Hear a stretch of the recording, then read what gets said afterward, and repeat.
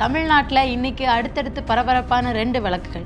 தாவேகா அரசுக்கும் தாவேகா அரசோட தலைவரும் தற்போதைய தமிழக முதலமைச்சருமான திரு விஜய் அவர்களுக்கு நெருக்கடியை ஏற்படுத்தியிருக்கா அப்படிங்கிற கேள்வி எழுந்திருக்கு. ஒரு வழக்கு என்னன்னா, அதிமுக தரப்பிலிருந்து போடப்பட்ட வழக்கு. எங்களோட எம்எல்ஏக்களை தாவேகா களவாடுறாங்க அப்படின்னு அதிமுக தரப்பிலிருந்து போடப்பட்ட வழக்கு ஒன்று. இன்னொன்று, இந்த குதிரை பேர வழக்கை சிபிஐ தான் விசாரிக்கணும் அப்படின்னு போடப்பட்ட வழக்கு ஒன்று.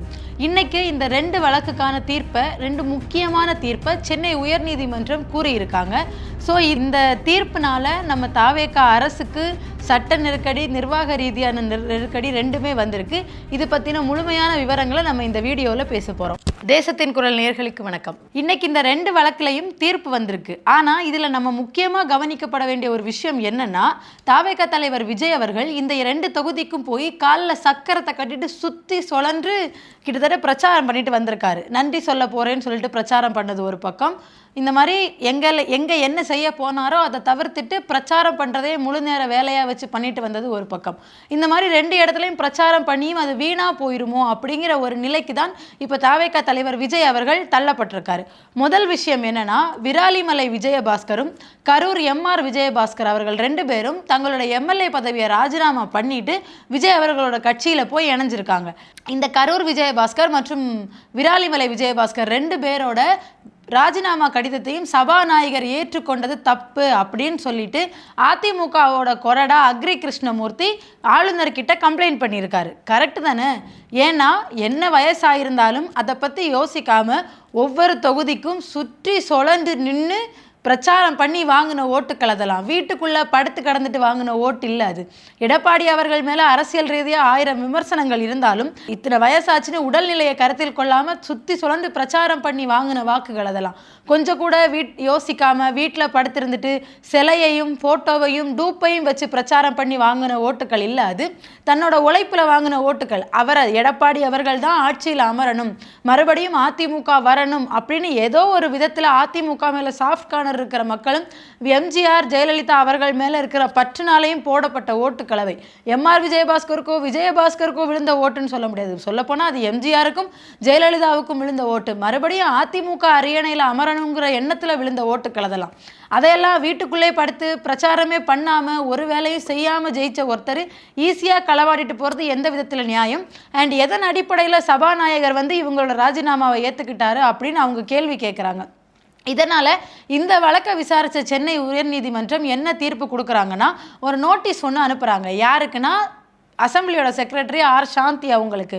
சபாநாயகர் எதன் அடிப்படையில் இந்த ராஜினாமாவை ஏற்றுக்கிட்டாரு அப்படின்னு விளக்கம் கேட்டிருக்காரு. அதே இதில் எந்த அடிப்படையில் நீங்கள் இதை ராஜினாமா பண்ணிவிட்டு நீங்கள் தாவேகா கட்சியில் போய் சேர்ந்தீங்க அப்படின்னு 2 விஜயபாஸ்கர்களுக்கும் கேள்வி எழுப்பி நோட்டீஸ் அனுப்பியிருக்கு உயர்நீதிமன்றம். கரெக்டான கேள்வி தான். ஏன்னா விஜயபாஸ்கர் அவர்கள் கொடுத்த ஒரு ப்ரெஸ் மீட்டில் தப்பி தவறி வாயை விட்டுட்டார். கரூருக்கு இப்போ நம்ம முதலமைச்சர் ஆறுதல் சொல்ல போயிட்டு பிரச்சாரம் பண்ணிட்டு வந்தார்ல, அந்த நிகழ்வு நடந்த சமயத்தில் கொடுத்த பேட்டியில் நாங்களாக போகலை, தாவேகா தான் எங்களை அப்ரோச் பண்ணாங்க, விஜய் தான் எங்களை அப்ரோச் பண்ணார், மறுபடியும் நானே அதே இடத்துல உங்களுக்கு சீட்டு தரேன் அப்படின்னு சொல்லியிருக்காரு. அதுக்கு முன்னாடி வைகோ ஓப்பன் ஸ்டேட்மெண்ட்டே கொடுக்குறாரு. அது என்னென்னா, நீங்கள் அந்த 2 எம்எல்ஏவும் ராஜினாமா பண்ண சொல்லுங்கள், அதே இடத்துல அவங்கள நிற்க வச்சு நான் பிரச்சாரம் பண்ணி உங்களுக்கு இது பண்ணி தரேன் அப்படின்னு விஜய் அவர்களே சொன்னதா வைகோ ஓப்பன் ஸ்டேட்மெண்ட் விட்டுருக்காரு.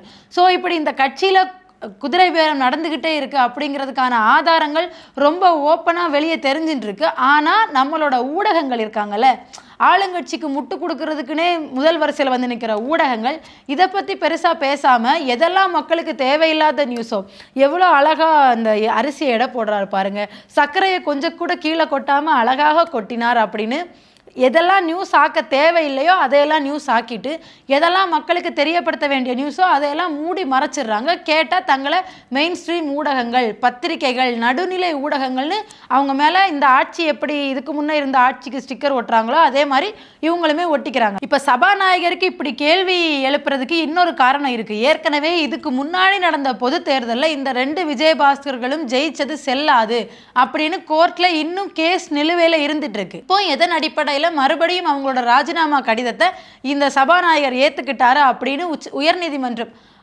உயர்நீதிமன்றம் கேள்வி எழுப்புறது ரொம்ப சரியாக இருக்குது.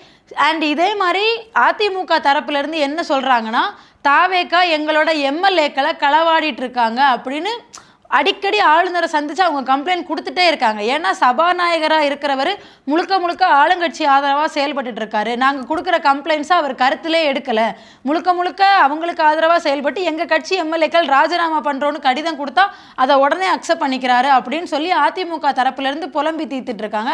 அண்ட் நம்ம கள நிலவரம் பார்க்கும்போது அதிமுக தொண்டர்கள் பலருமே இதனால அதிருப்தியில் இருந்து ரெண்டு விஜயபாஸ்கர்களையும் திட்டி தீர்க்கிறாங்கன்னே சொல்லலாம்.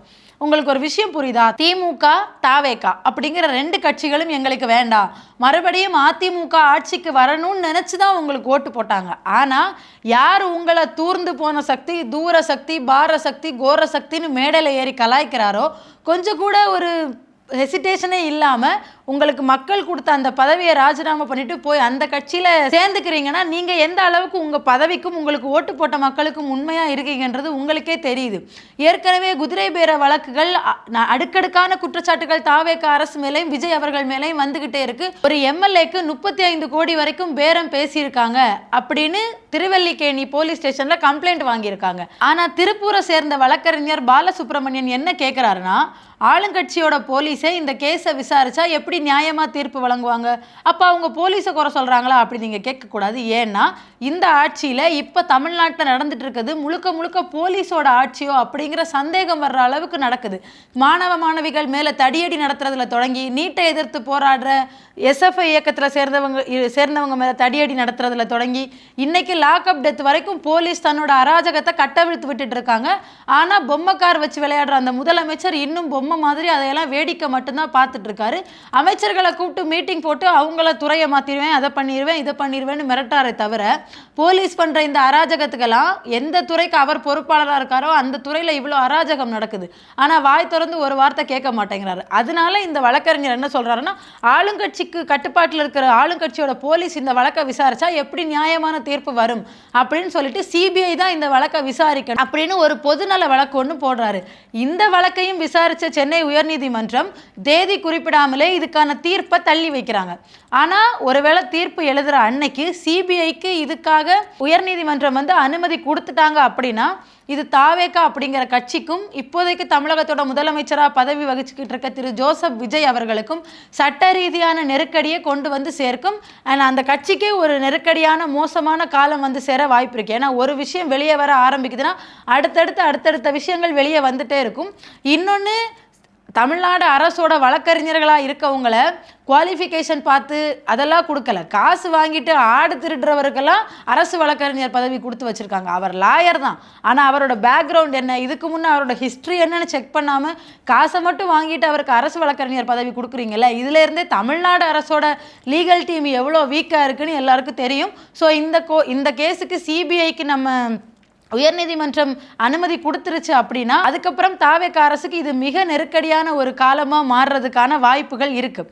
ஆனால் இங்கே இன்னொரு முக்கியமான கேள்வியும் எழுப்பப்படுது. என்ன கேள்வினா, இந்த கேஸில் சிட்டி கிரைம் பிரான்ச் ஏன் எஃப்ஐஆர் போட்டாங்க, டிவிஏசி ஊழல் தடுப்பு பிரிவு ஏன் கேஸில் வரலை அப்படின்னு கேட்குறாங்க. இதுக்கு சிசிபி தரப்புலேருந்து சொல்லப்படுற பதில் என்னன்னா, சதித்திட்டம் மட்டும்தான் நடந்திருக்கு, காசு எதுவும் கை மாறலை, பணம் கைமாற்றம் நடக்கலை, அதனால ஊழல் தடுப்பு பிரிவுக்கு இந்த கேஸ் போல் நாங்கள் எஃப்ஐஆர் பதிஞ்சோம் அப்படின்னு சொல்லி சிசிபி தரப்புலேருந்து சொல்கிறாங்க. ஆனால் அதிமுக தரப்புலேருந்தும் எடப்பாடியார் மற்றும் அதிமுக தரப்புலேருந்து என்ன சொல்கிறாங்கன்னா, தாவேகா தொடர்ந்து தங்களோட எம்எல்ஏக்களை குதிரை பேரம் பேசி காசு கொடுத்து பதவி ஆசை காட்டி இனிமேல் தாவேகா அப்படிங்கிற கட்சி தான் இந்த மாநிலத்தையே ஆளப்போகுது, நீங்கள் எங்கள் பக்கம் வந்துருங்க, ஒரு எம்எல்ஏக்கு இத்தனை கோடின்னு பேசுறது, ஒரு வருஷத்துக்கு இந்த டெண்டர் தரோன்னு பேசுறது, இப்படி குதிரை பேரம் பேசி தங்களோட எம்எல்ஏக்களை தாவேகா களவாடுறதா அதிமுக தரப்புலேருந்து சொல்லப்படுது. அது குறித்தான கம்ப்ளைண்ட்ஸாக இருக்கட்டும், ஆதாரங்களாக இருக்கட்டும், அதிமுக தரப்புலேருந்து அதிமுகவோட கொறடா தொடர்ந்து ஆளுநரை சந்தித்து கம்ப்ளைண்ட் கொடுத்துட்டே இருக்காரு. ஸோ இந்த கேஸில் என்ன மாதிரியான தீர்ப்பு வரும், சிபிஐ உள்ள வருமா, சிபிஐ உள்ள வர்றதுக்கு கோர்ட்டு அனுமதி கொடுக்குமா, தாவேகா அரசு எப்படி இந்த பிரச்சனைகளை எல்லாம் எதிர்கொள்ள போகுது, தங்களோட லீகல் டீமை ஸ்ட்ராங்காக்க பார்ப்பாங்களா, இல்லை காசு கொடுக்குறவனுக்கு பதவின்னு வழக்கம் போல் எம்எல்ஏக்கும் எம்பிக்கும் வித்தியாசம் தெரியாதவங்களெல்லாம் எம்எல்ஏவாக இருக்கிற மாதிரி அரசு வழக்கறிஞர்கள் ஆடு திருடினா என்ன, கோழி திருடினா என்ன, அவங்க பேக்ரவுண்ட் என்னவா இருந்தா என்ன, நான் கேட்குறது கிடைக்குதா, அப்போ நான் பொறுப்பு கொடுப்பேன்னு லீகல் விங்கு கொடுத்துட்டு மறுபடியும் இந்த மாதிரி கேஸ்லாம் வரும்போது எந்த பாயிண்ட்டை பேசி எப்படி வாதாடுறதுன்னு தெரியாமல் தள்ளாட போகிறாங்களா அப்படிங்கிறத இனி வரும் காலங்களில் தமிழக அரசியல் எவ்வளோ பரபரப்பாக இருக்க போகிறோங்கிறதையும் நம்ம பார்த்து தெரிஞ்சுக்க போகிறோம். இந்த வழக்கு குறித்து நீங்கள் என்ன நினைக்கிறீங்க? அண்ட் இந்த தாவேகா அரசு வழக்கறிஞர் தரப்பு இருக்குல்ல, அதை பற்றின உங்களோட கருத்துக்களையும் கமெண்ட்ஸில் சொல்லுங்கள்.